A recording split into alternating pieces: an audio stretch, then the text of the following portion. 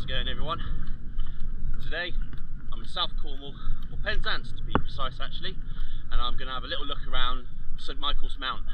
So the winds today have been pretty stinking. I was planning on getting into Sennen Cove, but it's really windy there, so I'm going to try the sheltered side of St Michael's Mount, see what happens. Never dived it before, so adventure. So I think I'm going to get in over there. That looks like a good spot to start. Very shallow. Hopefully it gets a bit deeper further out, eh? Look at the amount of people here, it's crazy. I know what I'd rather be doing, and it ain't that.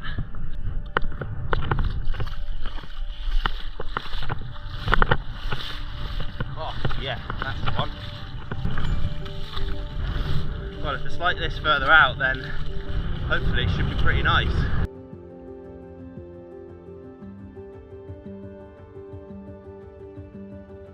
This year, my annual trip to Cornwall ended up being on the same week as Storm Lillian, creating some pretty undesirable weather.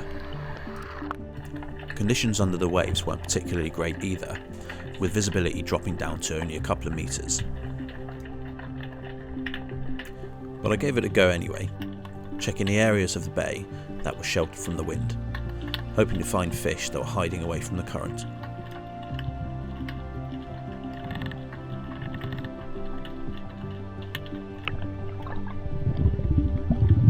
Now there were some signs of life, like these bait fish that I could see from the surface, and also this lone pollock that was a bit undersized, but overall there wasn't much about.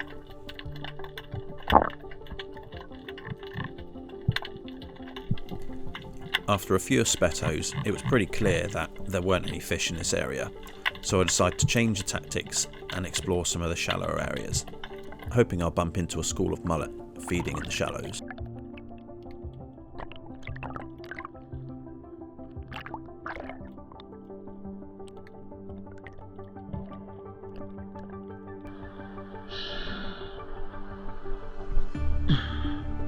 That is pretty cool.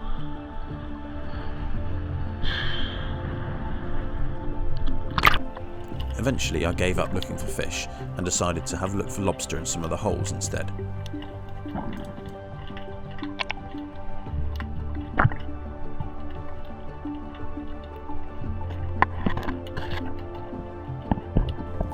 Bingo.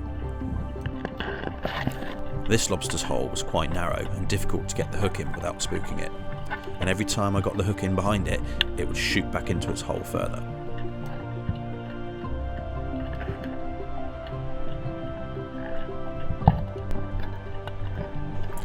And just as I'm managing to get it out of this hole, my action cam gets caught on some kelp and then fucks off without me even seeing where it went. For fuck's sake. I did go back to check the hole, but he was long gone. Conscious that I've left my wife on a beach alone for an hour and a half, I decided to cut my losses and head back in. At least I got to enjoy these beautiful seagrass meadows before heading in. No luck this time. Shame about that lobster. I thought I had it, but nah. Just slipped away, didn't it? Ugh. Better luck next time. The next day, the winds had dropped off just enough to make Sennen diveable. Not great, but doable. Now I knew the viz wasn't going to be great, but I had to give it a go. So despite the fact that it was 25-mile-an-hour winds yesterday, by some miracle, the conditions here are actually alright. Not as flat as last year, but hopefully it'll be alright. We'll see. Oh, a much nicer swim out with this new float.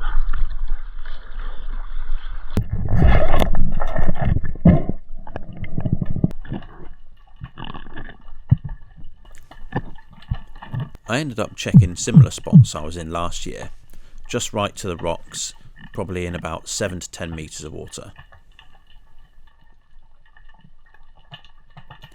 Visibility very similar to yesterday, 5 metres, probably less.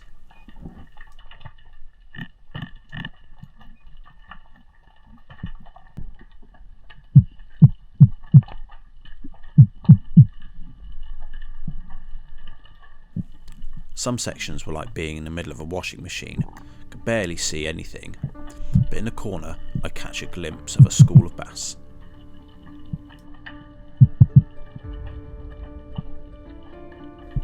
A few dives later, I start to see large numbers of schoolie bass, with the larger ones being just over the minimum landing size. Not really what I was looking for, so I held off in the hopes that some larger bass would cruise by. This fish caught me by surprise a little. Now I didn't know what it was, so I didn't shoot it, but it looks like a pompano or something like that. But whatever it is, it's not native to the UK. If anyone knows what this fish is, please let me know.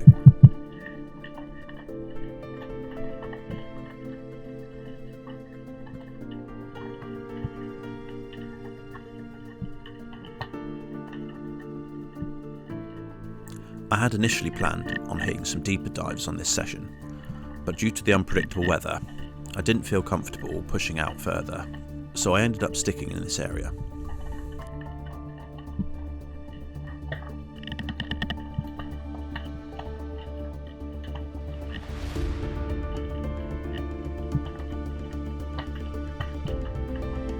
It's always great seeing these fish in such large numbers coming in this close.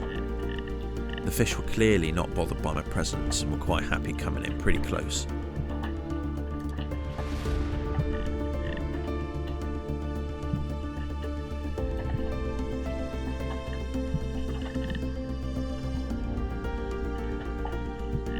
After no signs of any larger bass, I eventually decided to take a fish from the school. I figured I would rather come back with a smaller fish than empty-handed.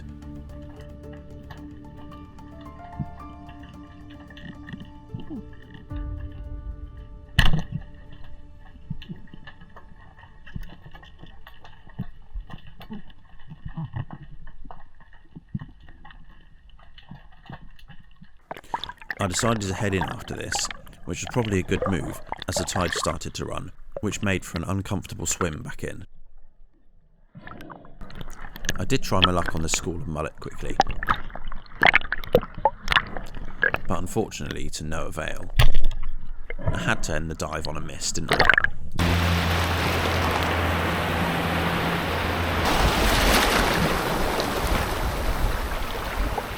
So it was back to the campsite to make dinner. Due to the fish's small but legal size, I ended up cooking it whole on a barbecue rather than filleting it, to waste as little of the fish as possible.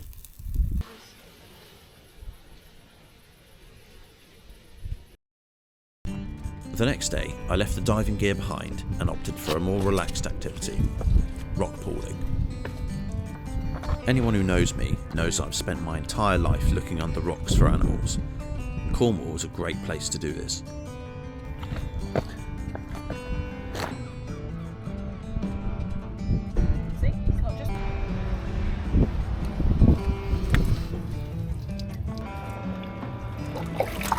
Whoa, what was that?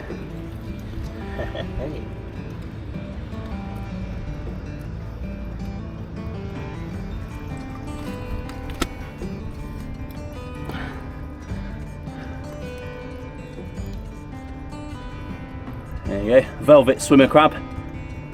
Very fast. Also, oh, if I can get it. Yeah, there you go. Little baby brown crab. Definitely not happy I've picked her up. Is it her? No, him. Okay, I'll put him back. Over there. I saw something in here. I'm quite sure what it was though. Whatever it was, it made a big splash.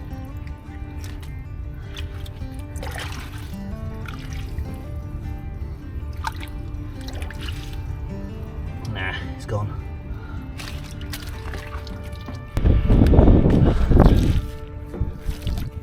This might be quite a good one. Oh, even better. Right. Don't want to hurt it. There you go. Look at that. Funny that. We found one.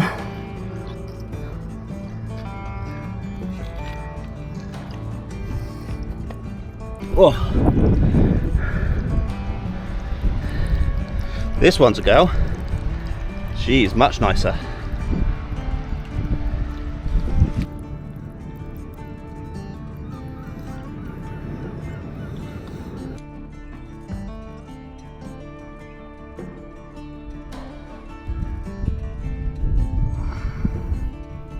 Go on in.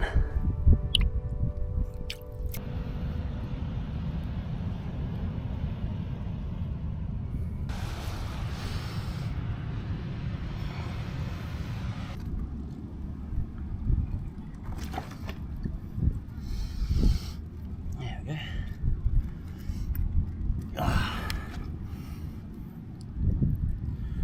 There you go.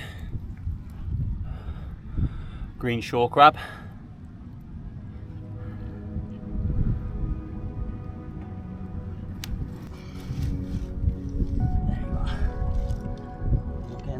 That easily.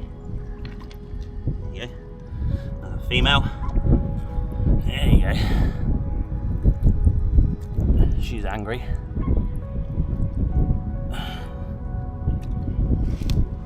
Oh, even better.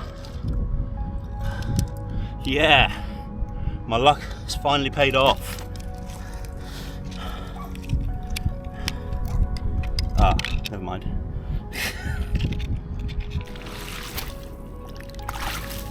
God, that's annoying. There it is. You just see it then? There it is. Look at the size of that. Oh, there we go, got it. Oh. Look at that. Ho.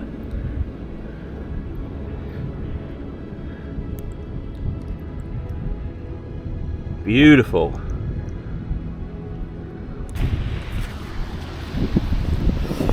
There you go.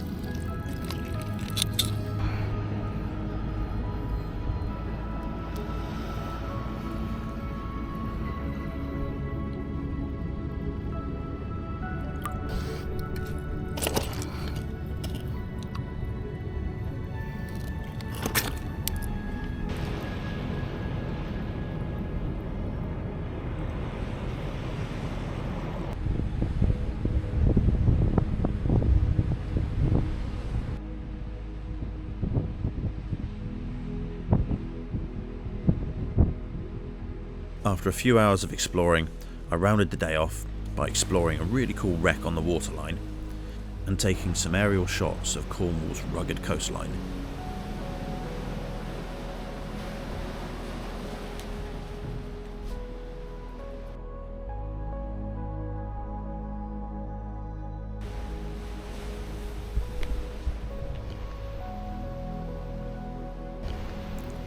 Cornwall has always been somewhere very special to me, and I'm looking forward to seeing what it brings in 2025.